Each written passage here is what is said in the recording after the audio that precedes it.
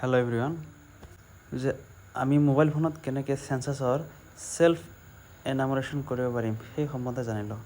প্ৰথমে আমি গুগল ক্ৰমত গৈ আমি চাৰ্চ কৰিলে হ'ল যে se.census.gov.in সেলফ এনামৰেশ্যন প্ৰচেছটো আপোনাৰ 2 আগষ্টৰ পৰা আৰম্ভ হৈছে আৰু 16 আগষ্টলৈকে এইটো চলি থাকিব। কিন্তু 16 আগষ্টৰ পিছত আপুনি সেলফ এনামৰেশ্যন কৰিব নোৱাৰে। আৰু এই সেলফ এনামৰেশ্যন একচুৱেলি কিয় কৰিব লাগে? এইটোৰ মূল উদ্দেশ্য হৈছে যে আমি যেতিয়া চেন্সাছৰ ইনামৰেটৰ যেতিয়া আহিব আপোনাৰ ঘৰত, আপুনি তেতিয়া সেই যিখন সেলফ ইনামৰেশ্যন কৰাৰ পিছত যিখিনি কাগজ ওলাব, সেই কাগজখন আপুনি জমা দিলে তেওঁ জাষ্ট খালি চেক কৰি সেই বস্তুখিনি ছাবমিট কৰি দিব।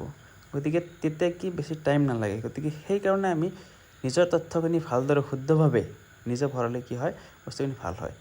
তাৰপিছত এই ৱেবছাইটটো খোল খোৱাৰ পিছত এনেকৈ এটা অপশ্যন আহিব যে সেলফ ইনামৰেশ্যন HLO, তাৰমানে হাউচ লিষ্টিঙৰ যিখিনি কাম সেইখিনি আপোনাৰ সেলফ ইনামৰেশ্যনত কৰিব পাৰিব।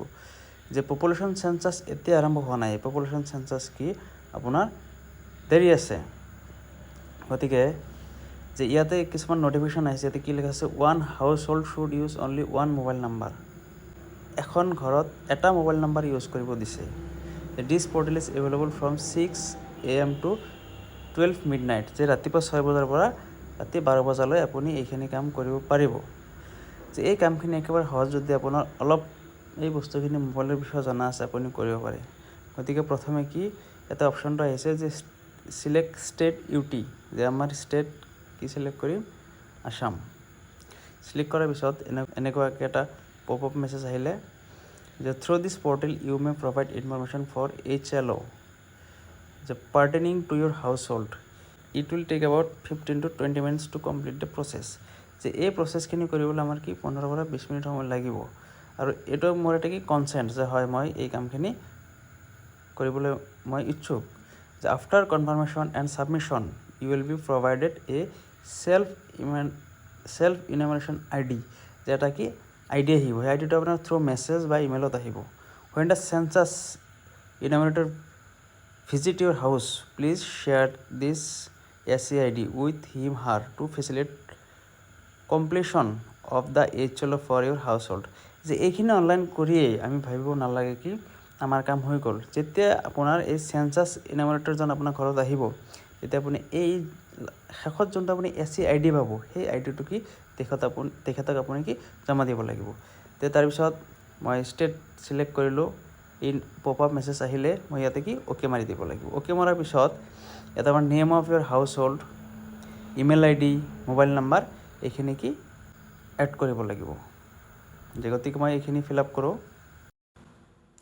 এইখিনি ফিল আপ কৰি আপোনাৰ কেপচা ভৰাব লাগিব। মই কেপচাটো ভৰাই আছোঁ। যে কেপচাটো ভৰাই আপোনাৰ মই গেট OTPত ক্লিক কৰিম। গেট OTPত ক্লিক কৰাৰ পিছত আপোনাৰ যোনটো মোবাইল নাম্বাৰ দিয়া হ'ল, সেই মোবাইল নাম্বাৰত হ'ব, এটা OTP আহিব। সেই OTP আমি ইয়াতে যোনটো আপোনাৰ ঘৰ আছে তাতে এণ্ট্ৰি কৰিব লাগিব। গতিকে মই এতিয়া সেই OTPখিনি ইয়াতে এণ্ট্ৰি কৰিম। যে OTPখিনি এণ্ট্ৰি হোৱাৰ পিছত তাৰপিছত এটা অপশ্যন আহিব, প্লিজ চিলেক্ট ইউৰ লেংগুৱেজ। যে মই ইয়াতে অসমীয়া চিলেক্ট কৰিম। ইয়াতে আপুনি বেংগলী, ইংলিছ, হিন্দী আপোনাৰ যোনটো ইচ্ছা তাতে আপুনি চিলেক্ট কৰিব পাৰিব। গতিকে মই ইয়াতে অসমীয়া চিলেক্ট কৰিলোঁ। যে অসমীয়া চিলেক্ট কৰাৰ পিছত আকৌ মই কেপচা এণ্টাৰ কৰি এই OTPটো কৰিলোঁ, ভেৰিফাই কৰিলোঁ। যে OTP যোনটো মেছেজত আহিছে সেই OTPটোহে মই কৰি আছোঁ, ভেৰিফাই কৰি আছোঁ। যে এইখিনি ভেৰিফাই কৰাৰ পিছত মই কৰিলোঁ, এইটো আমাৰ লগ ইন হ'ল। লগ ইন হোৱাৰ পিছত এনেকুৱা এটা পপ আপ মেছেজ আহিব যে আপুনি স্বগণনা কৰিবলৈ আপুনি কি কাম কৰিব লাগিব। গতিকে এইখিনি মই প্ৰচেছত দেখাই দিম। গতিকে এইখিনি পঢ়াৰ দৰকাৰ নাই। ইয়াতে মেইন কথাটো হৈছে যে যোনটো আপোনাৰ মেপ আহিব, সেই মেপত আপুনি আপোনাৰ যোনটো ঘৰ আছে সেই ঘৰ আপুনি চিনাক্ত কৰিব লাগিব। তেতিয়াহে আপোনাৰ সেই যোনটো এনুমাৰেটৰজন যেতিয়া আহিব, তেখেতে সেই মেপ অনুযায়ী আপোনাৰ ঘৰ গৈ পাব। গতিকে এইখিনি মেছেজ চোৱাৰ পিছত মই ঠিক আছে অপশ্যনটোত ক্লিক কৰি দিলোঁ। ক্লিক কৰি দিয়াৰ পিছত এতিয়া আপোনাৰ অলৰেডি ষ্টেট চিলেক্ট কৰা আছে। তাৰপিছত জিলা আৰু পিনক'ড, যে জিলা আৰু পিনক'ড মই এতিয়া চিলেক্ট কৰিম। যে জিলা আৰু পিনক'ড চিলেক্ট কৰাৰ পিছত আপোনাৰ হ'ব, তলত মেপ আহি যাব আপোনাৰ ঘৰৰ ওচৰত যিকোনো জেগা আপুনি চাৰ্চ কৰিব পাৰে। তাৰপিছত মেপ অহাৰ পিছত সেই মেপত আপুনি কি চাওক, এনেকৈ আপুনি মেপ লৰাই আপুনি নিজৰ একদম একজেক্ট ঘৰখন আপুনি বিচাৰি উলিয়াব পাৰিব এই মেপত। যিহেতু মেপখন এনেকৈ কি হয় লৰচৰ হয়, আপুনি একজেক্ট ঘৰখনত গৈ আপুনি কি কৰক, সেই আপোনাৰ যোনটো হালধীয়া যোনটো কি আছে অপশ্যন আছে, সেই অপশ্যনটো সেই জেগাত কি হ'ব, আপোনাৰ সেই এড্ৰেছ টেগটো কি হ'ব যে তাতে ক্লিক হ'ব। গতিকে ধৰি ল'লোঁ আমাৰ ঘৰ আপোনাৰ এইখিনিত আছে, গতিকে মই ইয়াতে ক্লিক কৰাৰ লগে লগে এই ৰঙা চিনটো ইয়াত আহি পালে, গতিকে ইয়াতে মোৰ ঘৰ, আৰু এইখিনি বিচাৰি এই এনিমেটৰজন আমাৰ ঘৰ আহি পাব। তাৰপিছত আমি কি যে ছেভ এণ্ড কণ্টিনিউ বা ছেভ আৰু আগবাঢ়ক তাতে ক্লিক কৰিম। ইয়াতে অসমীয়াত হয় নহয় অপশ্যন আহিছে, মই হয়ত ক্লিক কৰিলোঁ। হয়ত ক্লিক কৰাৰ পিছত কি হ'ব, আপোনাৰ বাকী যিখিনি প্ৰচেছ সেই প্ৰচেছখিনি আমি পাবলৈ সক্ষম হ'ম। যিহেতু কি হ'ল, আমাৰ ঘৰ চিলেকশ্যন হ'ল, যে অৱস্থান সুনিশ্চিত কৰক। যে অৱস্থান সুনিশ্চিত কৰাৰ পিছত বাকী প্ৰশ্নখিনি কি এতিয়া আমি লাহে লাহে পাওঁ। যে ঘৰৰ লোকেশ্যন ঠিক হ'ল, আমাৰ পিন নম্বৰ, তাৰপিছত আপোনাৰ বাকীখিনি হ'ল। এতিয়া বিভিন্ন প্ৰশ্ন আছে, এই প্ৰশ্নখিনি একফালৰ পৰা যেতিয়া আমি কৰি যাম, তেতিয়া কি হ'ব, আমি গৈ লাষ্টত একেবাৰে লাষ্টত কি এটা ৰিভিউ ফৰ্ম পাম। সেই ৰিভিউ ফৰ্মখনত আমি কি এই গোটেইখিনি যে আমি ফৰ্ম ফিল আপ কৰিলোঁ, যে আমাৰ ঘৰ কেনেকৈ বনোৱা হৈছে, কিহেৰে বনোৱা হৈছে, লেট্ৰিন কেনেকুৱা, আমি একদম সাধাৰণ প্ৰশ্ন। কিন্তু ইয়াতে এটা কথা আছে কি, আপুনি এই প্ৰশ্নসমূহৰ উত্তৰ একদম শুদ্ধ দিব। এইখিনি আমি অনলাইন কৰিলে জাষ্ট নহ'ব। ইয়াতে কি আমাৰ চৰকাৰৰ পৰা নিয়োগ কৰা যিজন বিষয়া, সেই বিষয়াজন আমাৰ ঘৰত গৈ এই বস্তুখিনি কি কৰিব, আমাৰ ভেৰিফাই কৰিব। ইয়াতে টোটেল আপোনাৰ 6খন ফৰ্ম আছে। 6খন মানে 6টা ষ্টেপ আছে, লগইনৰ পৰা একদম এণ্ডলৈকে। এই 6টা ষ্টেপ আমি কমপ্লিট কৰাৰ পিছত আমি ছেল্ফ ইনামৰেশ্যন আইডি এটা পাম।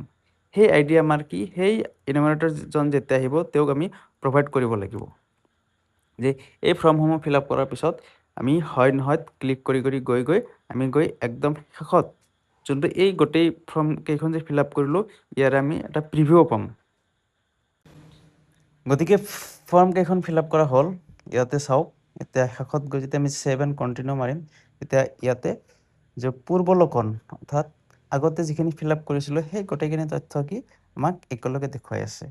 যে যদি তথ্যখিনি ঠিকে ঠাকে আছে, তেন্তে কি আমি ফাইনেল ছাবমিট কৰিব পাৰিম। ইয়াতে অপশ্যন আছে নিশ্চিত কৰক আৰু দাখিল কৰক। ইয়াতে তাৰমানে ফাইনেল ছাবমিট বা ড্ৰাফ্ট হিচাপে আপুনি সুৰক্ষিত কৰিব পাৰে।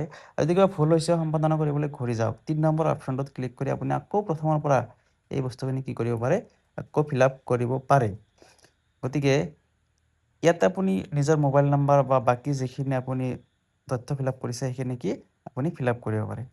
যদি আপুনি আকৌ সম্পাদনা কৰিব বিচাৰে, 3 নম্বৰ অপশ্যনটোত ক্লিক কৰে, তেতিয়া আকৌ আপুনি প্ৰথমত ইয়ালৈ ঘূৰি আহিব।